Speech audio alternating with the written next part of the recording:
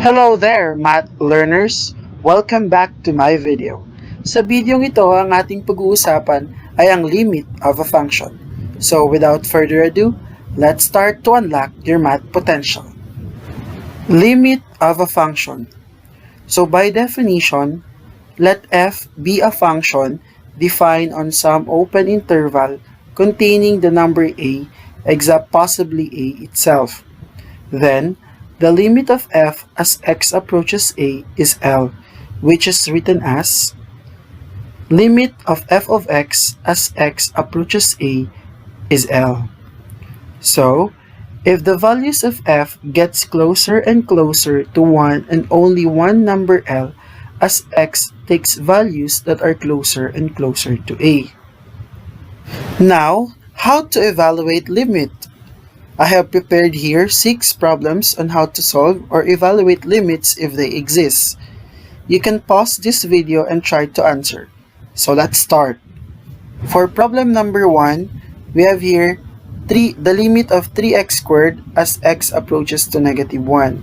So we have here the table as a guide, and as you can see here, we need to assign values of our x that are closer to negative 1.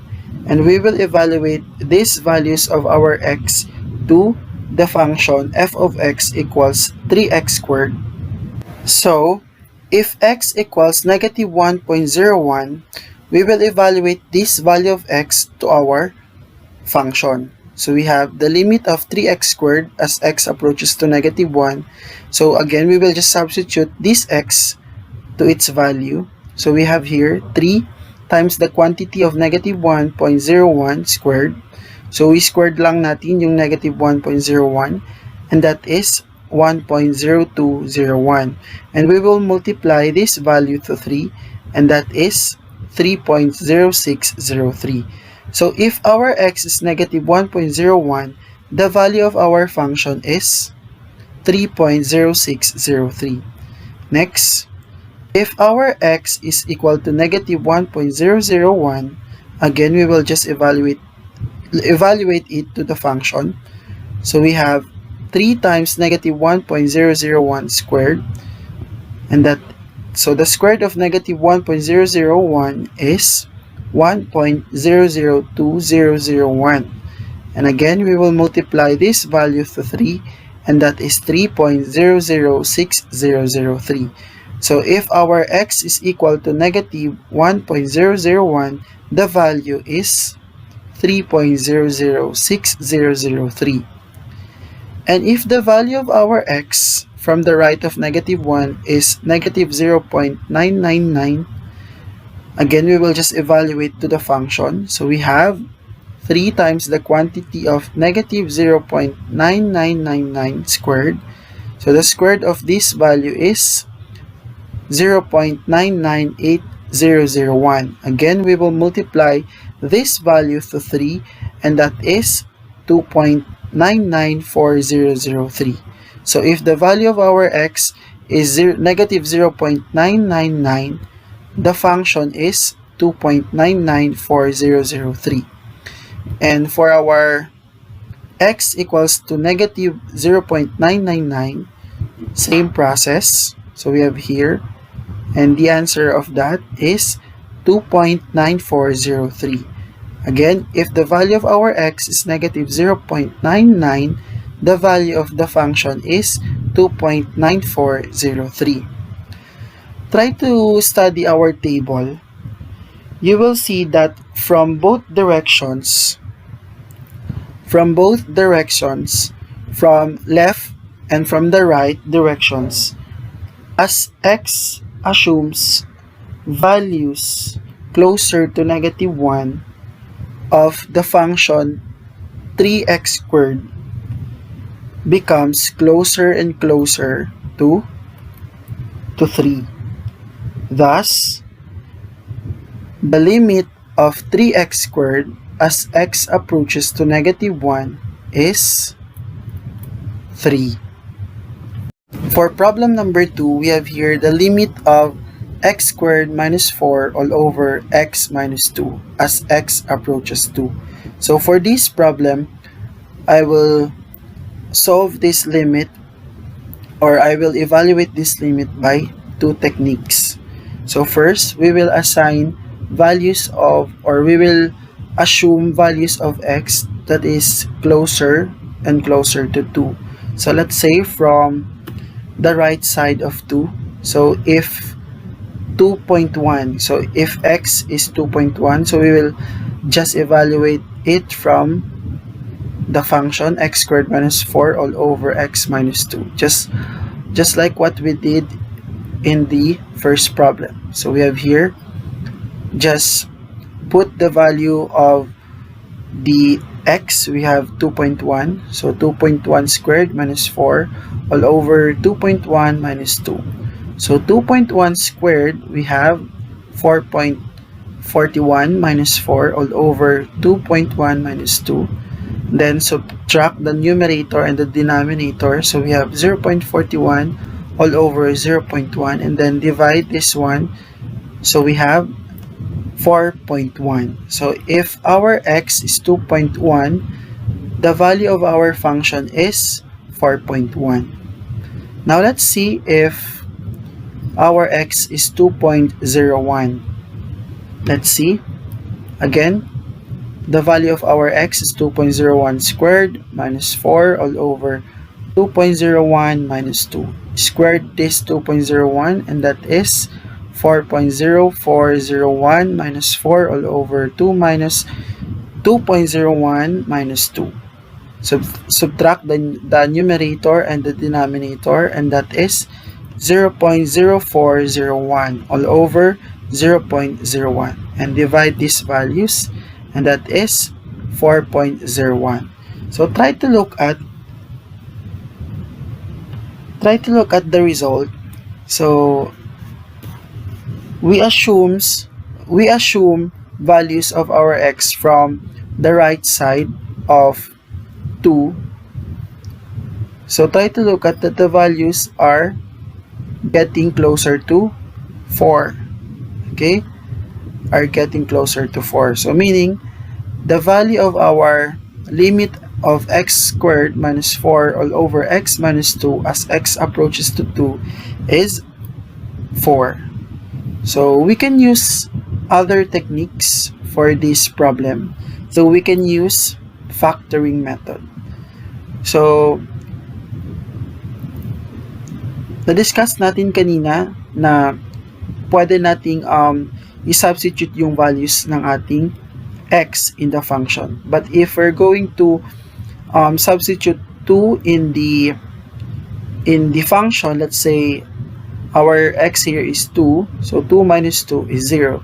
So if our denominator is 0, so our answer would be undefined.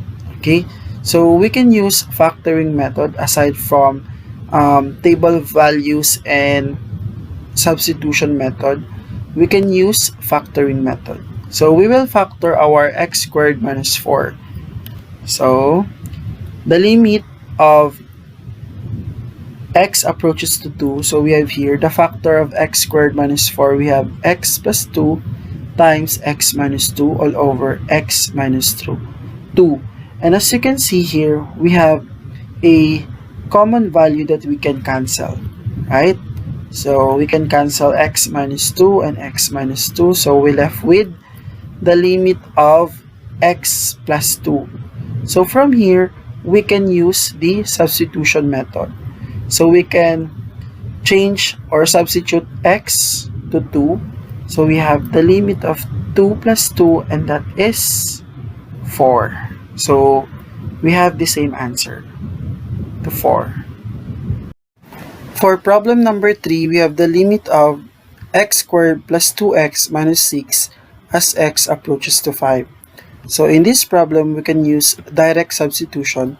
All you have to do is to substitute the value of our x here to 5. So we have 5 squared plus 2 times 5 minus 6. 5 squared, that is 25. 2 times 5, that is 10. So we have 25 plus 10 minus 6. So 25 plus 10, that is 35 minus 6. So our answer would be 29.